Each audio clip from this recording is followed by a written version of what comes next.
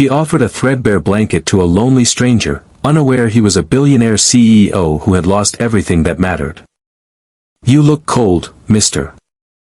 You can use my blanket," the homeless girl whispered to the man sitting alone, not knowing he was a lonely CEO millionaire. Night in downtown Chicago bled into silence, save for the hum of distant traffic and the sharp whisper of wind rattling trash cans. At a deserted intersection by an abandoned gas station, Evan Cross stood alone, his breath visible in the chill air. He wore a heavy coat, but each gust seemed to pierce deeper, reminding him that no fabric could numb the emptiness within. At 39, Evan was CEO of Pinnacle Hotels, a chain he had built from childhood scars to fill the void his family left behind. Tonight, he was far from boardrooms and business flights, standing beneath a flickering street lamp, smaller than ever. From the shadows beside a rusted, decrepit van parked behind a closed bakery, a figure emerged. A young woman with golden hair that caught the faint light, like threads of spun sunlight. She approached cautiously, clutching a thin, frayed blanket to her chest. When she spoke, her voice was calm yet soft, matching the quiet night. "You look cold, mister. You can use my blanket." He stiffened at the offer, about to refuse, but before he could speak, she placed the worn blanket in his gloved hands. It landed gently, as if she were offering him something fragile and rare. "I am used to the cold," she said quietly. "But you look like you lost something." The street lamp glow revealed her eyes, clear, bright, yet framed by sorrow. They were eyes that had known hardship, but still showed empathy. Evan felt a sharp pang, a memory long buried. His older brother had protected him from their stepfather's cruelty, sacrificing his own safety. That memory tore into him tonight. He gripped the blanket with trembling fingers. He considered turning and walking away into the darkness, but she stayed steady and still. Impulsively, he reached into his coat pocket, pulling out a small loaf of warm bread he'd grabbed from a late-night hotel pantry. He pressed it into her hands and said, his voice softer than he intended, "You might need warmth inside, too." Her surprise was subtle. She accepted the bread, fingers brushing his. A gentle, uncertain smile curved her lips. That moment, someone offering kindness without pity, without condition. It was new to both of them. He inhaled sharply, noticing the fine features of her face, the curve of her jaw, the slope of her shoulders, the loose waves of her golden hair. Her clothes were layered and mismatched, worn from nights spent in shadowed corners. At her feet lay a weathered notebook, the sort used for jotting stories or sketches. He found his voice again. "Do you sleep near here?" She nodded and pointed toward the van. "Her shelter of last resort, not mine," she said, flicking a finger at the vehicle. "I stay inside if needed. It protects me from wind and the cold concrete." He understood. The van was abandoned long ago, a forgotten shell, just like how she might feel sometimes. Yet she had made it a refuge. She tucked the blanket under her arm. "I have grown used to being invisible," she admitted, voice soft. Evan felt stripped of pretense. "I am Evan Cross," he said, offering his name, even though the cold and his grief warred within him. She paused, tilting her head, evaluating whether this stranger was someone she could trust. Then, quietly, "Rosie." A long silence passed, filled only by the faint glow of street lights and the distant rumble of cars passing on Washington Street. He nodded and moved closer, uncertain and tentative. "May I sit for a moment?" She shrugged, lips pressed in a calm line. "If you want, I won't pretend you're not drifting." They stood side by side, wrapped in that thin blanket, sharing silent company on a night where loneliness had become normal. Gently, he covered a portion of her shoulders. She leaned in as if to rest briefly on a stranger's warmth. She tucked a strand of hair behind her ear and met his gaze. "Thank you for the bread." He let the silence stretch, then nodded again. "We both need some warmth tonight." Rosie looked toward the broken windows of the gas station and the dark van beyond.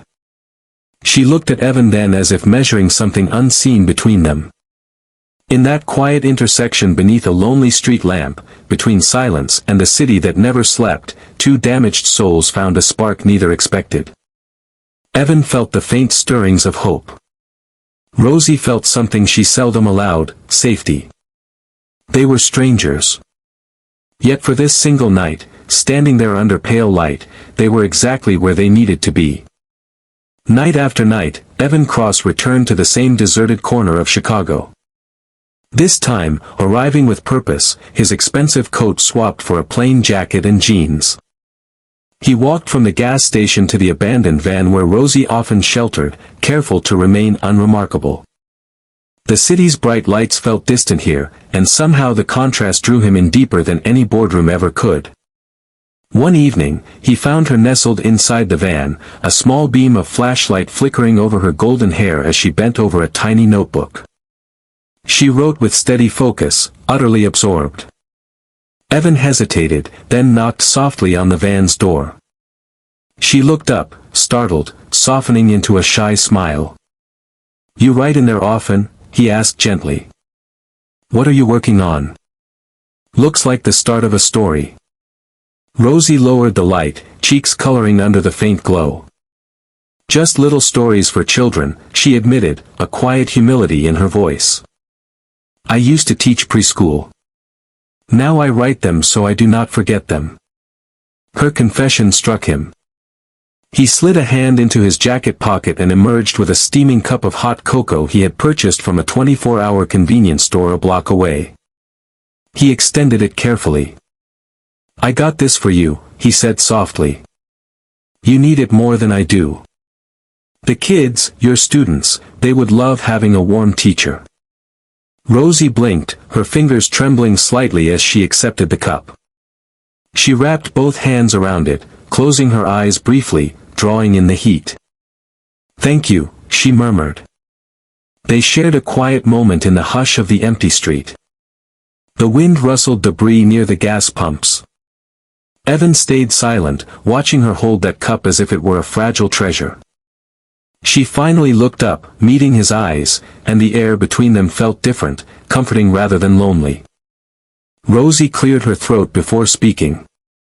I lost that job because I reported my boss for inappropriate behavior. He denied everything and the school refused to hear my story. After that, no one would hire me. I lost everything. I could not even tell my parents. I could not bring them shame."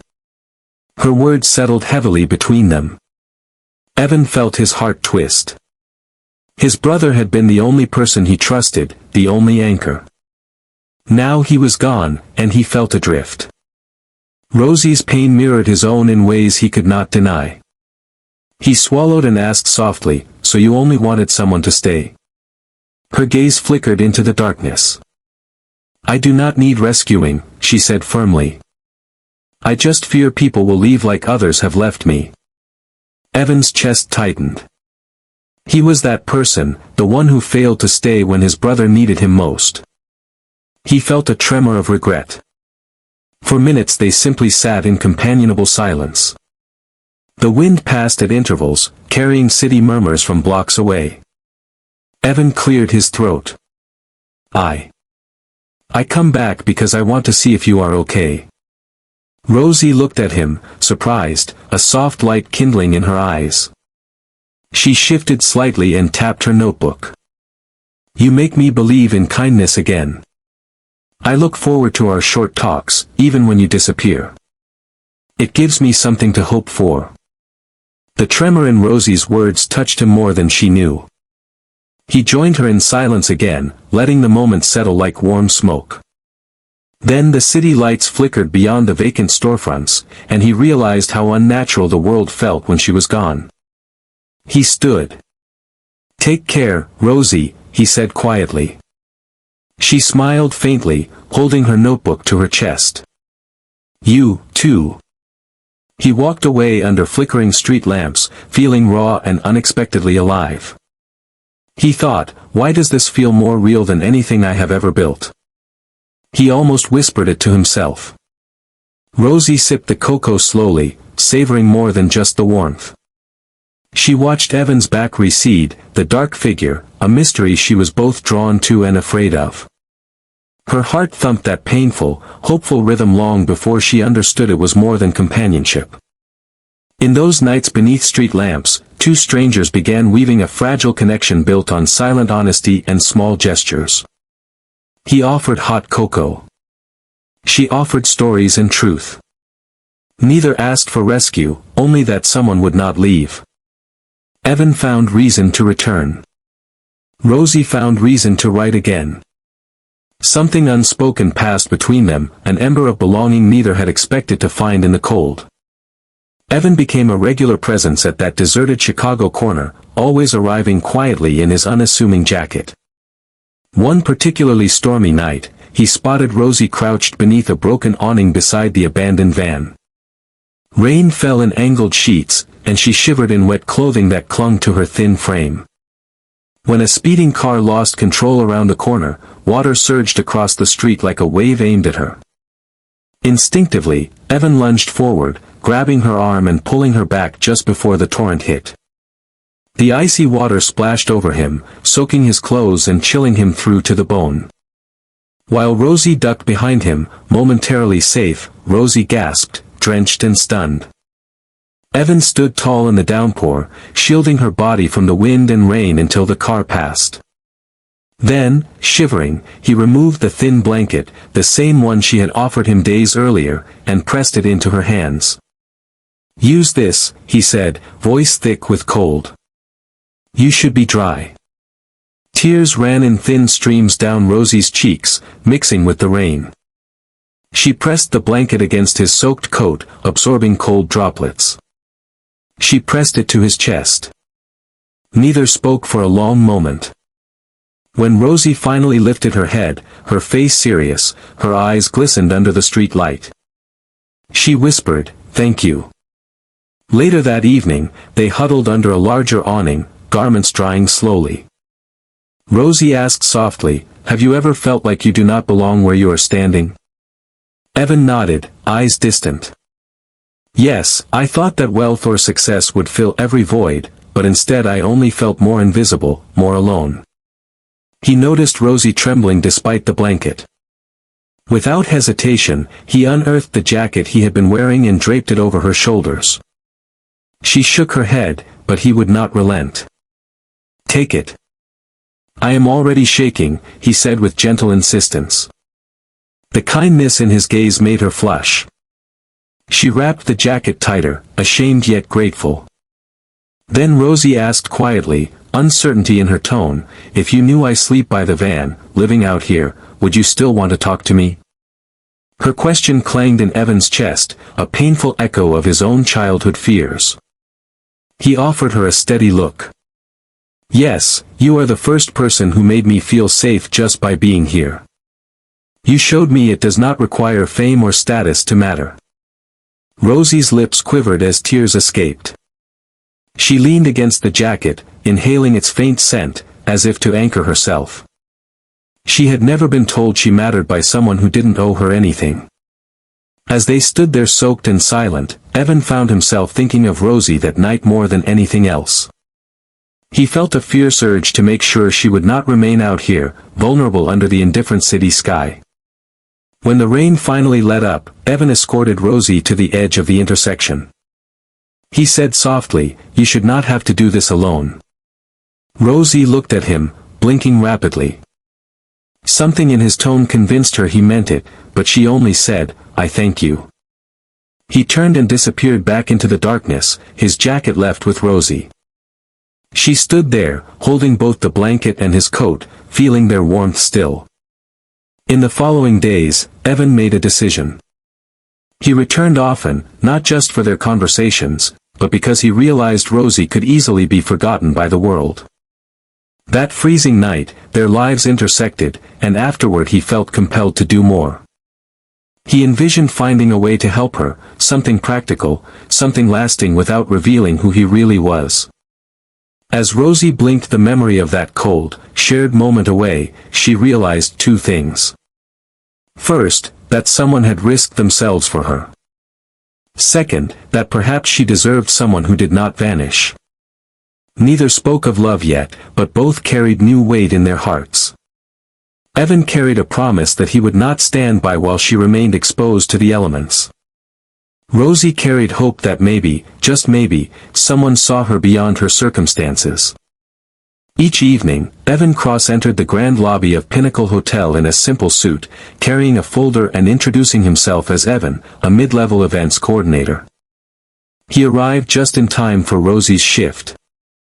She assisted him with children's storytelling events held in the courtyard beneath strings of fairy lights. With a small notebook in hand, Rosie read tales of kindness and courage. From a discreet corner, Evan watched her. The children leaned forward, entranced by her warm golden voice. After each event, as families drifted away, Evan approached. "You tell stories beautifully," he said, voice gentle. "Those children adore you." Rosie's cheeks flushed as she nodded shyly.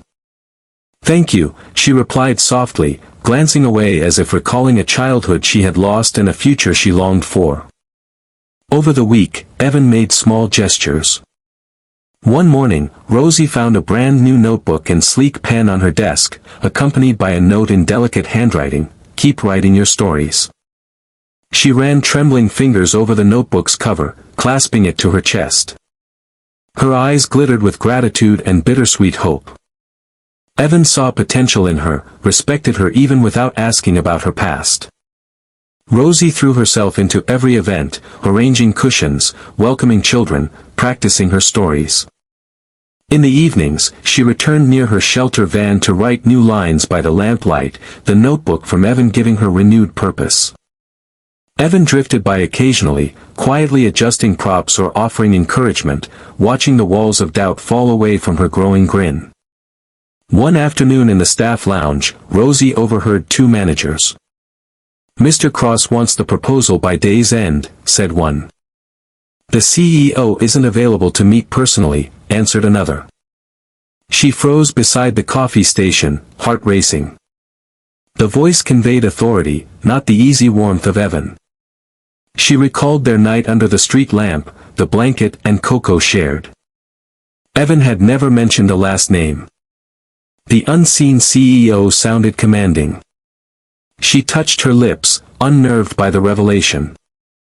Later, sneaking into the ballroom, she observed Evan taking a private call. He straightened his tie, placed a leather-bound notebook against his side, and spoke with calm confidence. "Proceed with the pavilion renovation." "Yes, I believe in the team." His tone was resolute. That man was no coordinator. Something inside Rosie stilled. After the event, she approached quietly. "Evan," she said softly, using the name he had always answered to. "You're not just the event manager, are you?" Her voice wavered. Evan paused, jaw tight, fingers working through his coat fabric. "It is complicated," he said at last, eyes steering clear. "I have responsibilities I cannot share yet." Anxiety flickered in his gaze. Her heart thudded, not with fear, but longing and uncertainty. That night, long after the fairy lights had fizzled out, Rosie returned to the bench by the van. She opened the notebook from Evan, flipping through blank pages, her breath caught in tears. She looked toward the hotel reception desk where Evan stood polishing glasses. He glanced her way, expression unreadable. Her inhale faltered as the truth sank in. She had come to care deeply, and she feared he was unreachable. Later, outside under the street lamp, she remained until Evan emerged. When he saw her, he held up her coat, the one he had lent after rescuing her from the rain weeks ago. "You forgot this," he said softly, extending it to her. She closed her fingers around the fabric in his hand when he hesitated to pull back. That simple gesture spoke volumes. Mutual reverence, growing affection, and unspoken fear. Evan turned and walked away without another word. Rosie stood rooted, clutching both the notebook and coat. Her hands trembled, resolve settling in. She whispered to herself, I cannot uncare now. And Evan, walking into the night, thought only, I must protect her. But will she let me? They had stepped together into his world, a world of corridors, key cards, and rigid roles. But neither had yet bridged the truth between them. Yet beneath it all, something fragile and hopeful simmered, waiting to be claimed. Evan avoided the city corner for days. The street lamp visits stopped. He buried himself in the office, navigating tense negotiations and investor demands. No calls, no cocoa. Rosie noticed his absence. Each evening at the storytelling events, she carried on, smiling for children, but something inside her felt hollow. Without Evan's quiet presence, her tasks turned mechanical. She kept wondering, had she done something wrong? One afternoon during a break, she confided in a colleague. I feel out of place, she whispered. Maybe he only spent time with me because he felt sorry for me. The colleague offered kind words, but Rosie only smiled faintly and returned to work, heavier with doubt. A few days later, an unexpected message arrived. A request from corporate to review event feedback in the executive office. Rosie hesitated before entering the elevator. When the doors opened onto the top floor, the marble corridor felt too quiet, too polished. A staff member directed her to the leadership wall. There it was, the first portrait. Evan Cross, Chief Executive Officer. His image, confident, composed, stared back from the glass. Rosie's breath caught. The truth sank in like ice water. The kind man who brought cocoa, who smiled at her stories, was also Evan Cross. He had hidden this. Every soft moment, every late-night visit, she replayed them now with doubt. She turned and hurried back down the stairs, fighting tears. Outside, night had fallen. She collapsed beside the rusted van, pressing her cheek to the cold metal, her heart breaking in silence. Inside the hotel, security footage showed her departure. Evan froze when staff told him. Watching her leave, a familiar ache returned. Regret. He returned to his office, replaying every word he hadn't said. He had hoped she'd never find out this way. He had hoped he could be just Evan. That night, Rosie sat at her old curb, the blanket wrapped tightly. She remembered the first cocoa. The way he had stood between her and the rain, his jacket, his hands. Were those moments real?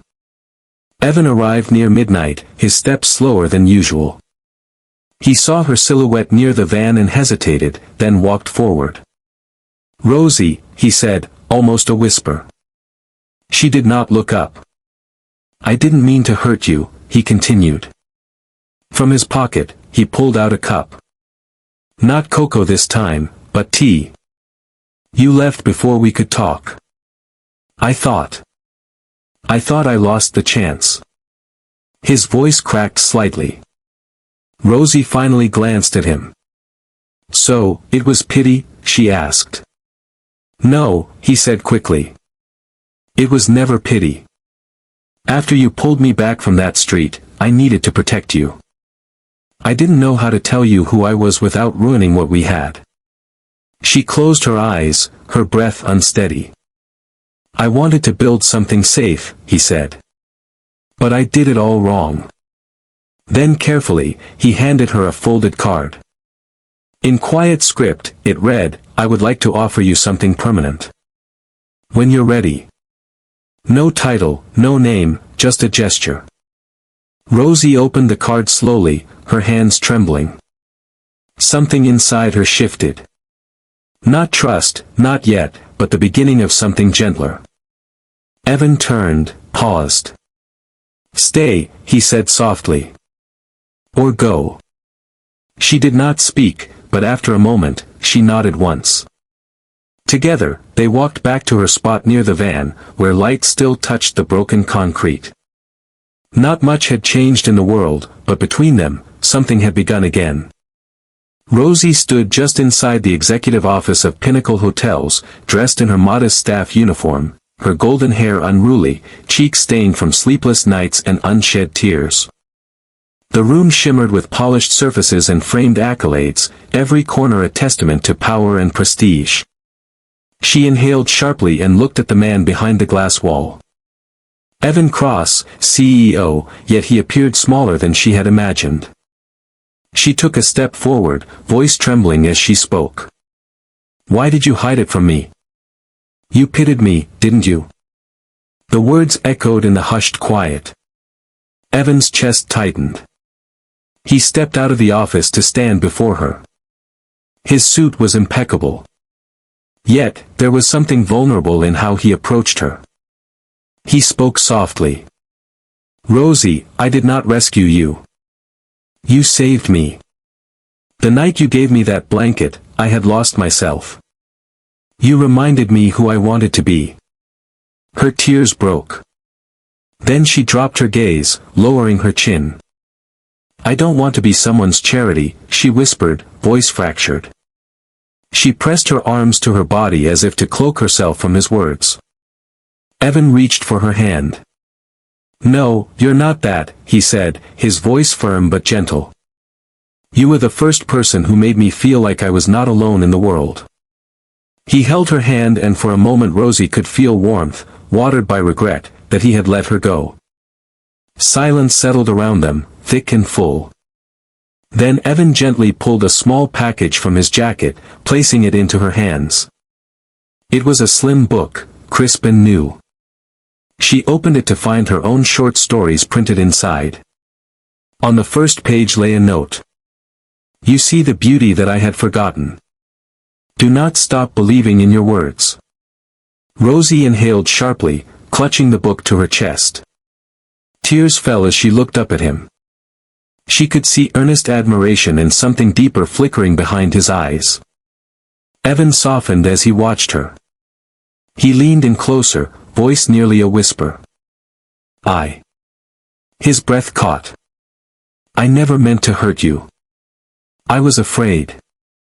Afraid you'd walk away if you knew who I was." She wiped her eyes with shaking fingers.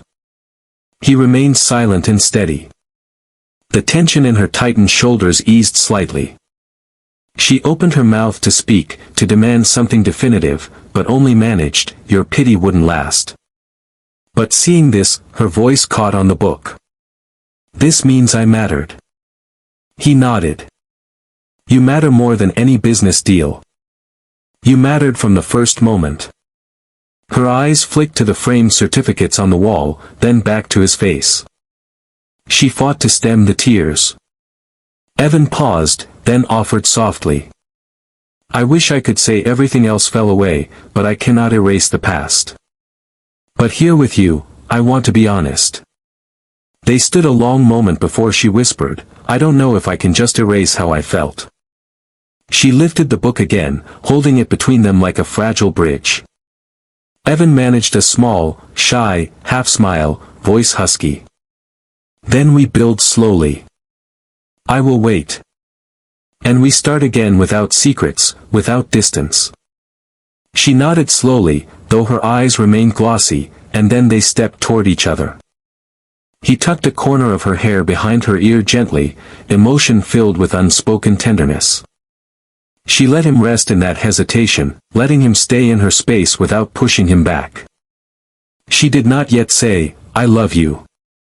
But she did not turn away. In that quiet executive office, amid plaques celebrating his achievements, the two stood in peaceful defiance of expectations. For the first time, everything he had built felt overshadowed by something far more fragile and infinitely more valuable. Outside, near the abandoned van where this story began, a cool wind chased away the last memory of the rain. Inside, Evan held Rosie's hand. The words they did not speak yet still carried weight, belonging, vulnerability, trust. And as the door closed softly behind them, they took the first step toward understanding that love without rescue can still heal everything. Rosie did not return to the hotel the next night or the one after. She needed space. No excuses, no explanations, just silence to sort through the confusion tightening around her heart. She stayed away from the intersection, from the warmth of stories and familiar corners. Inside Pinnacle's bright hallways, Evan noticed her absence like a skipped heartbeat. He didn't call, didn't text. Instead, he acted quietly. He arranged a scholarship for creative storytelling under her name at a children's literacy nonprofit. He also set up a small monthly fund anonymously sent to her aging parents, enough to ease medical bills and unspoken burdens. He asked for nothing in return. A week passed. Then one early winter evening, Rosie returned. The hotel lobby glowed with soft golden lights. She walked in slowly, pausing when she spotted Evan in a plain suit by the front desk. Her voice was low, uncertain. "I don't know if I belong here anymore, but thank you for letting me try." Evan stepped forward. "Rosie," he said gently. "You belong more than anyone I know. You deserve every good thing that comes to you." She gave a slight, unsure smile and turned toward the staff corridor until she spotted a sign. A special storytelling evening open to the public, hosted right in the courtyard. It was tonight. Later, as families gathered beneath fairy lights, Evan stepped to the small stage. "Tonight's storyteller," he announced, "is someone whose words make the world softer. Please welcome Rosie." He turned, eyes proud. As Rosie stepped into the glow, her voice, steady but tender, filled the space. She read tales of quiet courage and hope found in small acts. Children leaned forward, hanging on to her words. Parents exchanged smiles, moved by the warmth in her tone. Halfway through, Rosie glanced at the event program. Her breath caught. Listed beneath the sponsor section was a literacy outreach group, the same one that had printed her stories into small booklets. Her fingers trembled. Evan had done this quietly, long before she even saw her own worth. She continued reading, but her eyes shimmered. At the final line, children clapped, followed by their parents. Rosie bowed deeply, her tears falling freely. Backstage, Evan handed her the printed program. "I wanted your stories to reach beyond this place. They matter, Rosie. You matter." Rosie looked at him, voice soft and trembling. "You saw me even when I couldn't see myself." He smiled. "You made people feel warmth again with nothing but your voice and a notebook." They stepped outside under the same street lamp that had once introduced them. But tonight, the silence between them wasn't filled with questions. It was comfort. Evan brushed a damp strand of hair from her face. She didn't pull away. Her head rested on his shoulder and her hand settled lightly on his arm. They began walking side by side past the lit courtyard, toward the street where she had once slept near a van. It no longer felt like exile. It felt like part of the path that had brought them here. Rosie looked up. "Can I stay?" Evan didn't speak. He simply took her hand. And under the soft glow of winter lights, two people stood. Not as CEO and former runaway, not as rescuer and rescued, but as equals, bound by trust, quiet love, and a future they were ready to build together. 3 months had passed since their first encounter beneath a lonely street lamp. In that time, Rosie had changed. Her golden hair gleamed under lobby lights, her posture straighter, her voice more confident. The scholarship allowed her to study storytelling, and now she was Pinnacle's official children's events coordinator. She looked like someone who finally belonged. Tonight was the season's final storytelling evening. The hotel courtyard shimmered with fairy lights, cushions scattered across the stage, firefly jars glowing on tabletops. Parents arrived, children giggled, and the evening buzzed with quiet joy. Evan slipped into the audience, wearing a crisp shirt, name tag left behind. He watched Rosie step onto the stage, calm and poised. "Tonight," she said into the mic, "we share stories of courage, kindness, and the small things that matter most." Her voice carried warmth and familiarity, and the children leaned in, captivated. Evan watched their wide eyes, saw parents' faces soften, and felt a pride so deep it made him breathless. After the applause faded, Evan rose and stepped forward. "Rosie," he said softly, "you've made this place feel like home for all of us." Their eyes met, and she blushed, holding her notebook to her chest. Later, Evan took her to the hotel's rooftop balcony. The Chicago skyline sparkled below, and the intersection where they first met glowed faintly in the distance. It no longer looked cold. It looked like destiny. Evan turned to her and took both her hands. "Rosie," he said gently, "I've loved you since the night you gave me that blanket. You brought me warmth and reminded me who I wanted to be. I don't want to be your CEO.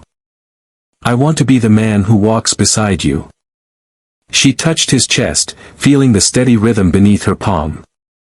"Evan," she whispered, "you made me feel like I was enough. You gave me a place where I could be me." He leaned in, their foreheads brushing before their lips met in a soft, tender kiss. City lights twinkled around them like stars joining in celebration.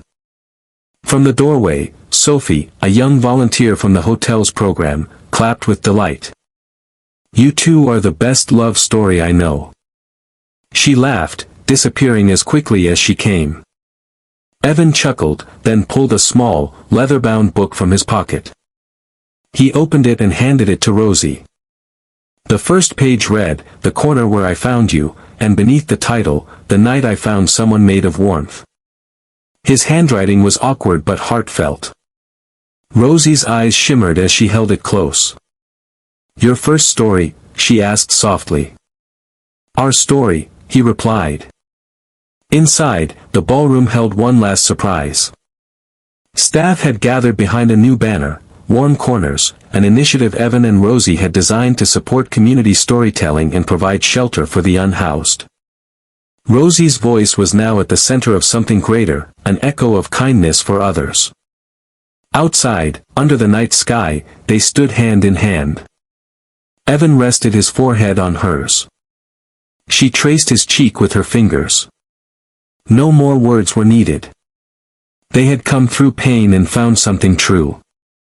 Love born not from grand gestures, but from simple warmth shared honestly. Below, the old intersection waited, no longer a place of loneliness, but the beginning of everything. Evan whispered, "This is home." Rosie smiled, lighting up his world. If this story touched your heart, even just a little, then maybe it reminded you of something we all need to hear. Sometimes the smallest act of kindness can save someone's life. A blanket, a story, a listening ear. These things may seem small, but in the right moment, they mean everything. Evan and Rosie found each other not in boardrooms or ballrooms, but on the cold sidewalk where one soul saw another. Really saw them. And from that one whispered offer of warmth, a life was rebuilt and a love story began. If you believe in love that heals, in kindness that changes lives, and in second chances that come wrapped in quiet moments, then you're already part of our community. So, if you haven't yet, please take a moment to subscribe to Soul-Stirring Stories, where real hearts meet real hope. Let's keep telling stories that remind us we're not alone, because somewhere out there, someone is still waiting to be seen.